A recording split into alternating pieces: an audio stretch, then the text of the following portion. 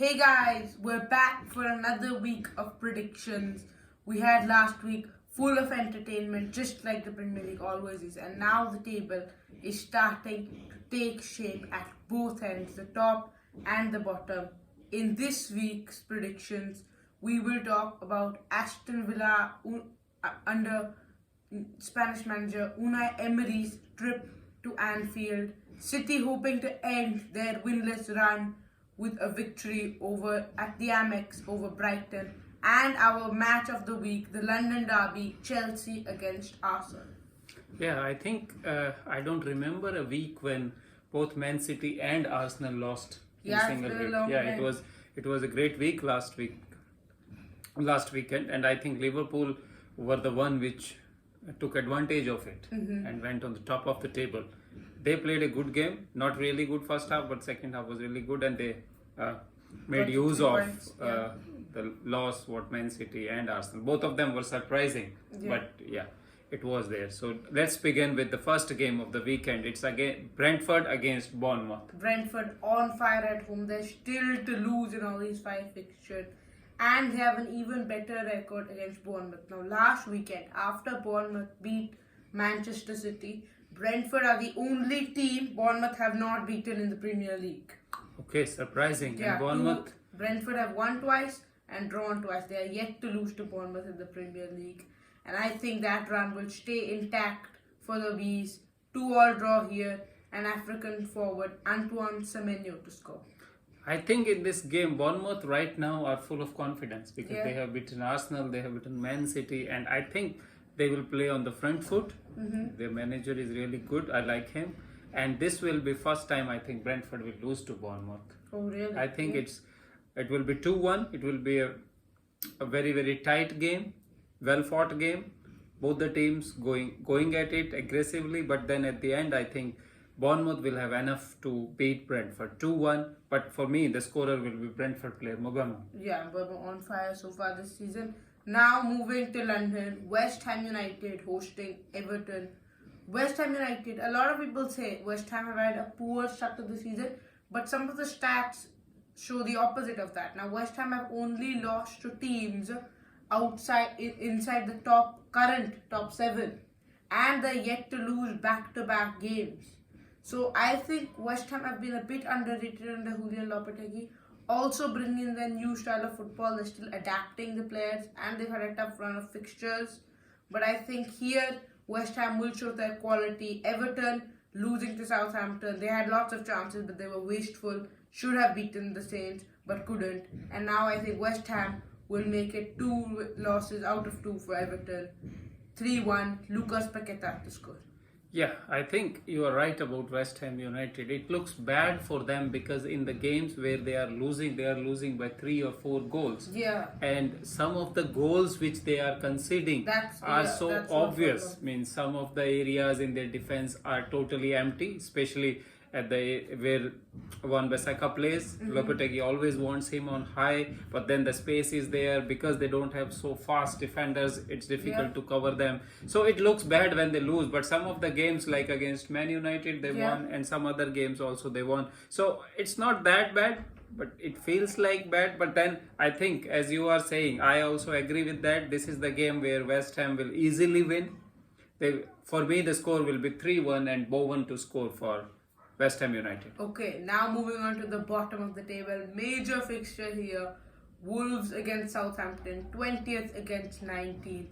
This has been Wolves' worst start to a Premier League season since the 1983-84. So that was before the Premier League was even called the Premier League. It was called the First Division back then. Yes, Wolves, if we compare both these teams, for me, Southampton is worse than Wolves, as the playing style says. I don't know about the table. Table is a little bit, Wolves are in the 20th position, but Wolves play better football. And for me, if Wolves are not able to beat Southampton in this game, then it will be difficult for them because it will be difficult for their confidence also. The board has informed that there's a really high chance if Wolves can't beat the Saints at home, Gary O'Neill will be gone. I think they should not sack him at this moment. I wish Wolves will beat Southampton. Gary O'Neill will be there, and he will do because the style he is trying to adapt there or trying to play there is the front foot style. He's playing in a good way. But then again, football is the business, results business. Yes. So you need results. So for me in this game, it will be an easy victory for Wolves. Kuna to score 2-0 Wolves. I think Wolves will dominate the whole game, lead for most of it, but then right at the end, I think Southampton will have something in them, something for Russell Martin, because they have been so good in these last two games. They've only conceded 1 goal in the last 2 games, just showing you that they're finally finding their defensive stability, and I think they will secure 1 point here. 1-1 draw and Jürgen Strand-Larsen to score. Next up is Crystal Palace against Fulham. London here. Teams. Yeah, Crystal Palace are finally looking to find their form, but now I look at their injuries list and I see a crisis. These players are only going to be back earliest after the international break. No Eddie Nketiah, no Iberici Eze, no Adam Wharton, no Jefferson Lerma, and Will Hughes is suspended due to 5 yellow cards. Yeah, so it's a challenging. Yeah, Fulham, because Fulham's team is really a very well-knit team. Yes. They attack together, they defend And what together. did they do last week? Oh my God, Monday night. Yeah, Surprise. that only can happen when you have belief in yourself, when the stadium is with you. And Wilson, 2 injury time goals, and what a victory it was for Fulham. Their confidence is sky high. But Crystal Palace, because of all those injuries, will be more of a defensive-minded approach. That will make difficult for Fulham. It will be a draw for me. I would say 1-1 draw, and I wanted to say easy to score, but now you are saying that he is injured. So for me, Mateta would score for Crystal Palace. I think Fulham will win. Wilson will be the hero once more. 2-1. Harry Wilson on the score sheet. Brighton against Man City is up next. Yeah, Brighton, this is their second best start in the Premier League era. Only last season was it better. And they have, in the last 4 years, they have beaten City twice at the Amex. So yes, and they have some decent form. Manchester City are now 3 games without a single point. In the cup, they got knocked out by Spurs. Then they lost to Bournemouth for the first time, losing a Premier League game in 2024. And then midweek, Ruben Amorim, before going to United, he's already beaten City as the sporting boss. Yeah, it is. The good thing for Man City is all 3 losses have come in different tournaments. Yeah. So that did not affect any of their chances to win these tournaments. Except for the Carabao Cup, now they're knocked out. Yeah, so Carabao Cup, but they were not winning since last 2 years. But for the Champions League and Premier League, I would say that is the best that could have happened for them. But saying so, first, I think Brighton will lick their lips. Yeah. Brighton will sense the chances. Man City right now are vulnerable because there are a couple of more injuries in their defense, critical defense. Diaz, no Nathan Ake, no Oscar Bob. No, in the absence of Rodri, everything pumps up. Yeah, if Rodri is there, he helps people. But if Rodri is not there, then even a single injury might affect them. So that's Brighton's best chance to have this victory. But still, I will think Man City will be angry at losing those 3 games on the trot, and Man City will win this game. It will be a close-fought game. 3-2, KDB to score a winner, Man City to win. They come back on track. But I would say that this is the best chance for Brighton if they want to beat Man City. Yeah, I absolutely agree with you. This will be a really tough fixture for Manchester City, but they'll just sneak the victory. 2-1, Erling Haaland ends his drought and scores after missing a penalty in midweek. So Man City actually every year during this time, October and November, they do have some of these games. Last year also they lost few games. Yeah. Then they have an insane December, January. Yes, but then the difference from last year and this year is that a year before that is that Rodri is not available for a season now. So now every game seems like a challenge for citizens. Next up, Liverpool against Aston Villa. Good game. Yeah. 2 of the top teams right now. Yeah, Aston Villa, this is their worst run of fixtures under Unai Emery. There are 3 games in a row they have lost, and that's actually their worst run of fixtures under Unai Emery. And it doesn't get tougher than this. They're facing the top team, Liverpool, at Anfield, where they haven't won since September 2014. Yes, so Liverpool is a tough nut to crack right now. Aston Villa not on the good form, but still Aston Villa is Aston Villa. So it will be a fight. I think Emery will put his team on the defensive and then on the counter between the lines and all those things. But Liverpool are playing good and the game is at Anfield. So that gives them a little bit more of the impetus and crowd comes into it, and that will be the reason why Liverpool will beat Aston Villa just narrowly. 2-1, Mohamed Salah to score. Yeah, 2-0, Colombian winger Luis Diaz to score after his heroics in the Champions League. Man United against Leicester City. It's United's worst. Now, this seemed like a bit of a coincidence to me. I'm not sure how this happened, but this is Man United's worst start since the 86-87 season, okay? And that season, after 13 games, they sacked their manager and brought in a young, inexperienced Sir Alex Ferguson. And now, this Man United's worst start since then, they sacked their manager and now they bring in Ruben Amorim. Any coincidences? Yeah, maybe. Every Man United fan must be thinking right now, the story should repeat. What happened in 86-87 following that worst start for next maybe 30 years or so. They will feel it should repeat, but I have my reservations on that. But then Ruben Amorim, it seems he is a good coach, progressive coach. But then this game is not about Ruben Amorim. Now Ruud van Nistelrooy is there. He did not lose, I think, last two games, and he won in Europa League. And he's already beaten Leicester City once. Yes, and I think he will win again. Man United will beat Leicester City 3-1 and Marcus Rashford to score. Yeah, I think it will be a tight game, lots of goals. United just win it 3-2, Holland to score. Nottingham Forest, the surprise of the season, versus Newcastle, the ever solid team. What is going to happen there? Newcastle are the most consistent team at the home basis, you have to say.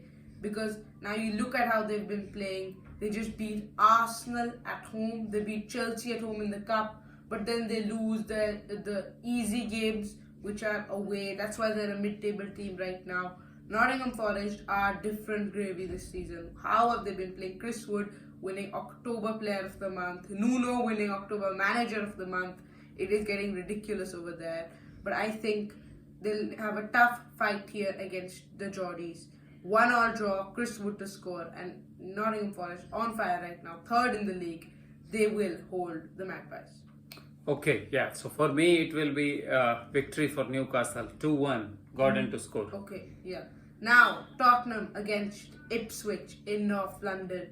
In 2024, Tottenham have won the most points from losing positions. They won 24 points. They won 3 points they won last week after going 1-0 down at halftime. And then they scored 4 goals, battering Aston Villa. Yes, so that was like a really good performance in the second half. Yeah. But they cannot leave every time into the second half. Because that happened in the other game also. The other day, I don't know, we were watching that against it was Leicester or some other team. They were losing 1-0 and then Crystal Palace. Then they came back in the second half and scored few goals.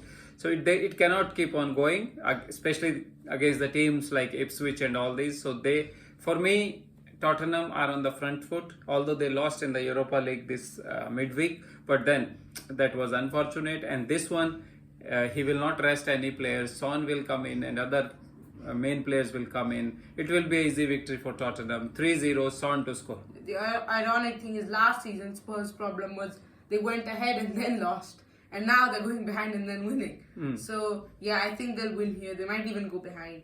3-1, Dejan Kulusevski to score. Okay. Match of the week now. In London, Chelsea against Arsenal.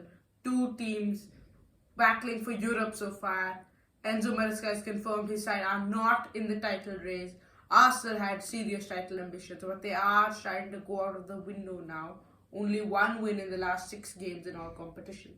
Yes, that's surprising for a team at the level of Arsenal. Yeah. And what they did over the summer was adding new players. So it's not like some of the players left the team. It was not like that. So they added new players, but I don't know whether the players are not gelling up, whether the injuries are coming in, what is happening. So they are very low at confidence right now, I can see. Yeah. Yeah, it has been. Even the defensive pair of Saliba and Gabriel is also breaking down now quite often. Yeah, but now the Arsenal are going to have a few players fit for this one. Okay. Martin Odegaard even perhaps might be fit for this one.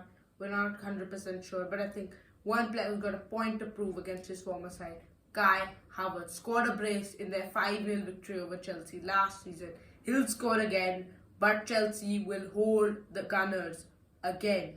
2-2, Kai Havertz to score, and Arsenal and Chelsea both missed the chance to capitalise. In our opinions, points dropped for third place team Forest. Okay, but I think it will be Chelsea is a good team. Their ideas are coming together now. They are playing on the counters very fast between the line counters. Palmer, the main architect Neto, of everything. Palmer, Neto, Madueke. Jackson. So I think because one of the deficiencies what right now Arsenal has is their left back and right back are poor. So they have some. Chelsea will have definitely some chances from both the flanks, and they will use them, they will score goals from there. It will be a victory for Chelsea. That's what I am expecting. 2-1, because Chelsea are confident right now, Arsenal are not.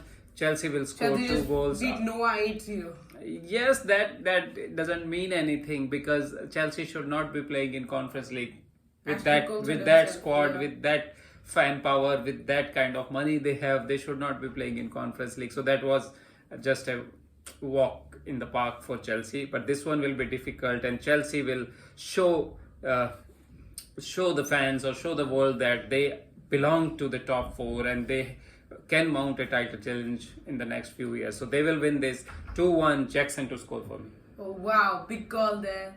Well, thank you guys for watching this video. Our game week 11 predictions are complete. Please like and subscribe if you want more content on the Premier League and other football base. Thank you. Thank you guys.